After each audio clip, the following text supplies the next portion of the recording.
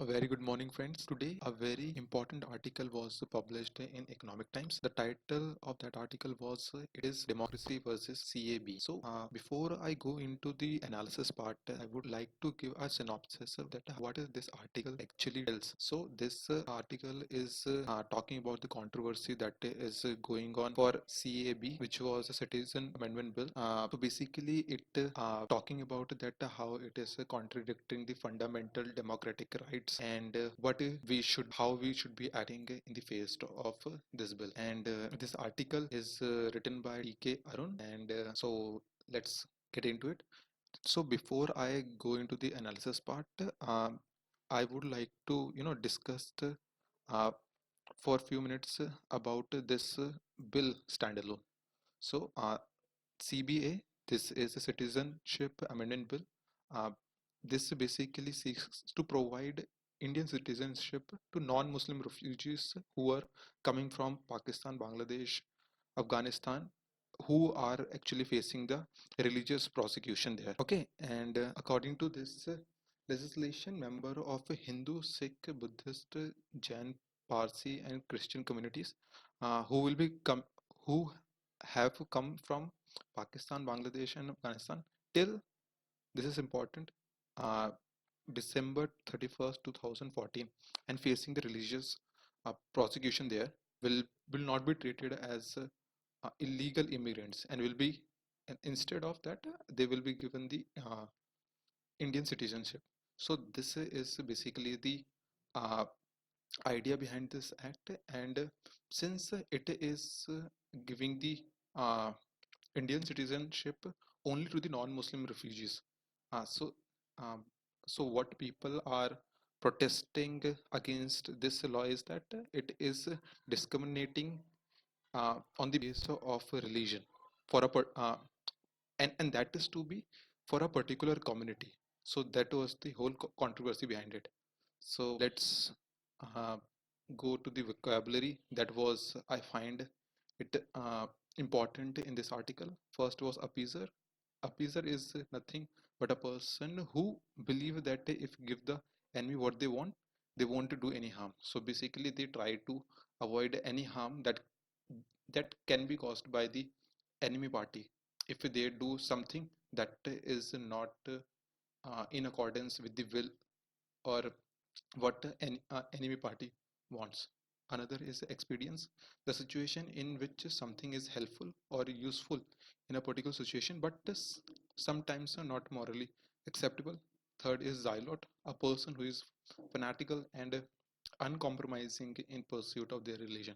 Basically, they are the fundamentalist. And hearth, which means the floor of fireplace, it is nothing but a chula, and as we call it in Hindi. And fifth is asylum. It is the protection granted by a state to someone who has left their home countries as a political refugee. Okay, and another is transgression, which means an act that goes against a law, rule, or code of conduct, or it can be an offense. Awash means to cover with water or basically to submerge something is called a wash. Plenitude, which means complete. Yours, which means showing loyal reverence for a person or thing, basically revering something or worshipping something. Valorous, which means to enhance or try to enhance the price, value, or status by organized and usually governmental action.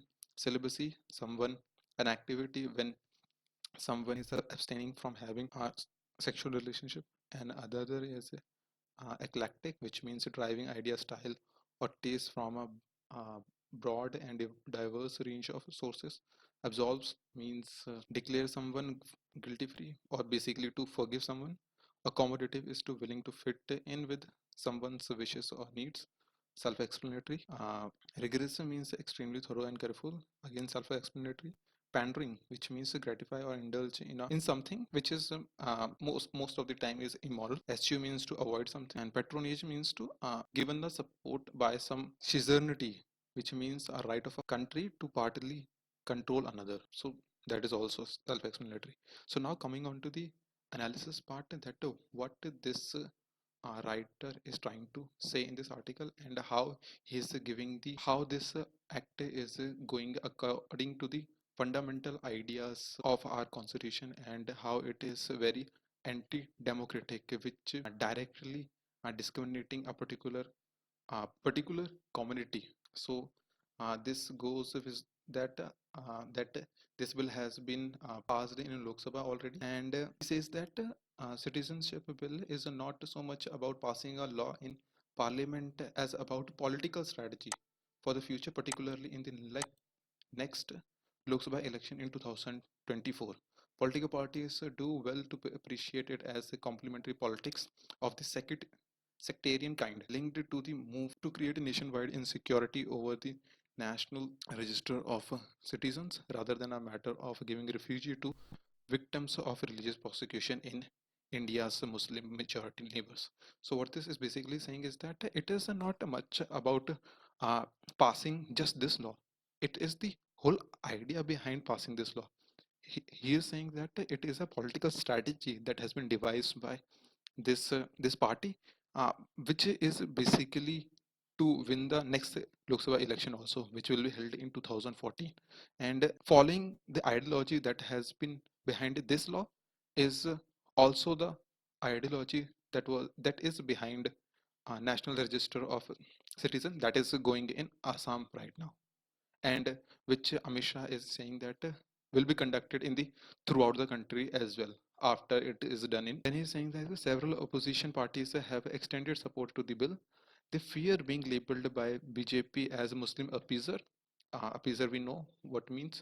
With the success that the Hindutva politics has had so far, to be branded a Muslim appeaser is to lose. So again, he is saying that several opposition party are extending its support, not by at will, but out of a fear that if they will oppose this bill, they will be labeled as a Muslim appeaser. And now in today's politics, no one want to be labeled as a Muslim appeaser, because at that time, because right now uh, a, polis- a politics of Hindutva are going on, and no one and if someone will be labeled as a Muslim officer, it has a chance that it will start losing public support. So that is why most of the opposition party are not uh, actually. Later, he says that many congressmen share the view that it would only help BJP if the party were to oppose the bill, in the process getting branded as anti-Hindu,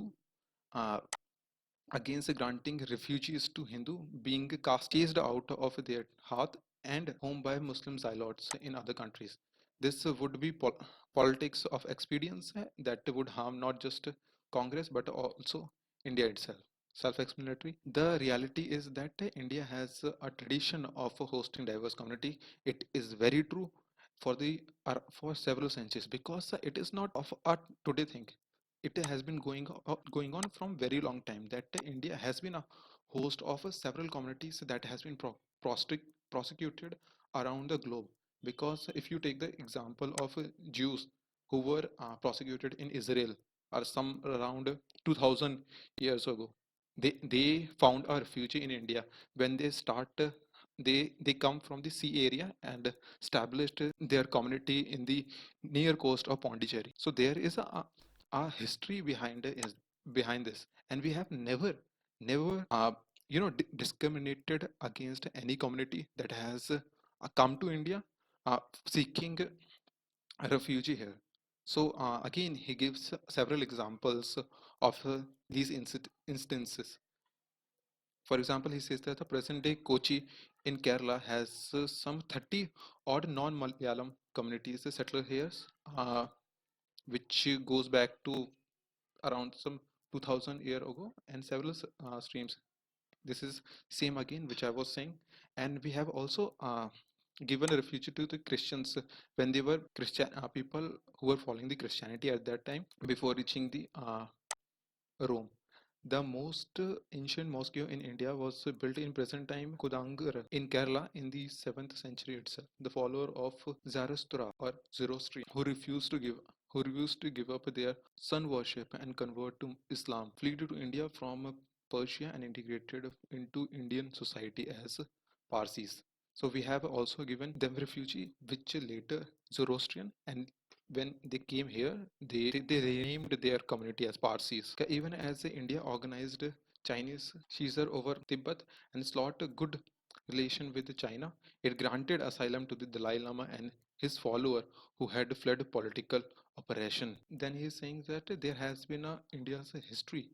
uh, this has been a India history. It was intimately connected with Hindus' view of the world because Hindu view or Hinduism is following a motto of Vishwa Kutumbakam, which means the world is our country. So we have never really never discriminate on the basis on any kind of factors. So later on he goes on explaining that we even have a place for the atheism as well. So uh, atheism and agnosticism. So we have even people who don't believe that there is a god or are unsure about that there is a god or not.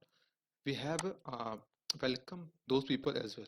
So, later on he says that he gives a statement which was given by Swami Vivekananda when Swami Vivekananda said that there are multiple rivers which each of which follows its own course, but all of them flows to the same ocean. So no matter which religion a person pursue, their ultimate motive sums up to the same. Later on, he says that of course this is a theory and not practice, and practice were messier, involving sectarian rivalry and running battles. Not all of them at the plane of ideology, but overall, India's civilization genius makes the countries better prepared for the globalization than almost any other place on the earth. Acceptance of diversity, lived reality, and sanctioned ideology. Now he says that Hindutva wants to replace this eclectic, heterogeneous tradition with a monolithic religion that rails its follower in opposition to the Islam.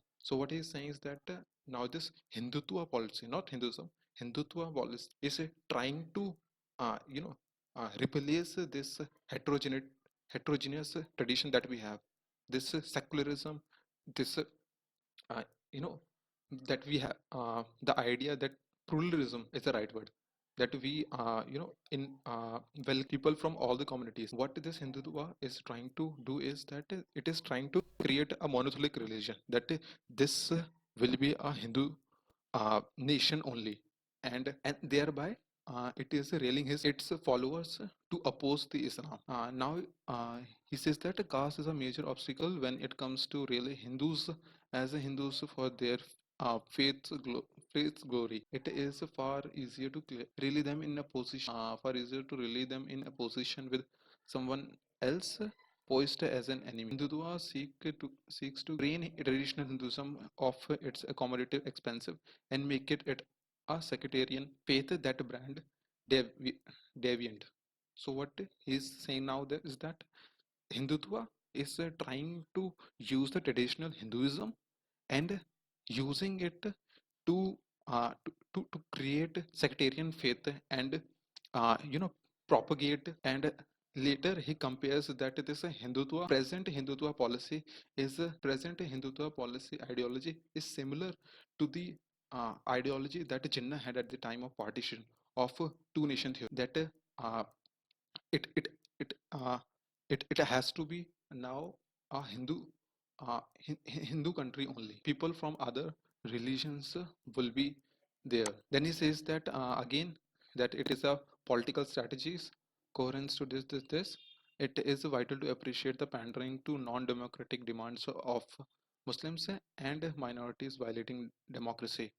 Okay, enlightened Muslim leaders must emphasize that the community's security lie in democracy, not in preserving my misogynistic practice as a religious culture. So now he is telling the Muslim leaders to actually emphasize on that the community's security actually lie in democracy, and no misogynistic is of will be preserved, and the democracy ensue religion radicalism. And again he says that India's democratic constitution grants a minority the fundamental right, self-explanatory, to practice and propagate their faith, but but that right will be constrained by the other rights enshrining as the part of democracy of equality and gender parity. It is vital to institute democracy as the rubric within which to negotiate the term of engagement within the communities and among them. In India, minority protection has traditionally been offered as patronage, not as democratic assertion. This cannot sustain anymore. Minorities' rights can and will be protected as and only part of the struggle to defend and advance the people's democratic right. So what he's saying at the last is that as long as the democratic rights are being defended for all the peoples, minority rights will automatically get protected or defended. So that was the whole idea behind this article. This article title is it is Democracy versus CAB, written by TA. Now I'm signing off.